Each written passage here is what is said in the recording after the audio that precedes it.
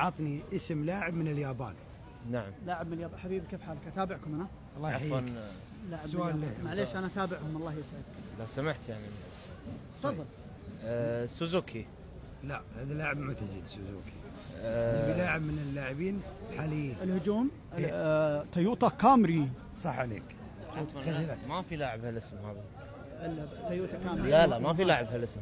لو سمحت انت شلون داش معاي هني اصلا؟ شنو في؟ معليش اسف تفضل. لا لو سمحت.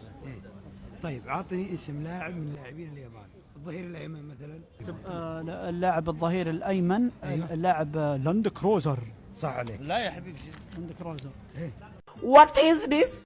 انا تابعهم. شو تتابع؟ سمحت لو سمحت. لا انا متوقف في المقابله ما يصير. أنا بكتم سحة في وجهي هالمرة. عطنا لاعب من لاعبين اليابان. كيسوكي هوندا.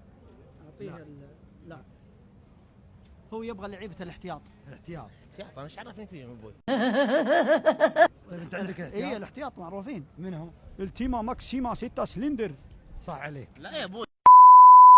جاي انت. لا يا وش. مقلب لا.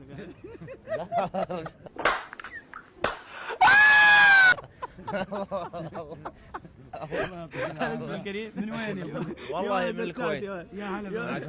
ونعم ايش فيك معصب طيب؟ يعني 1500 ريال ضيعت علي. تلعب حديد؟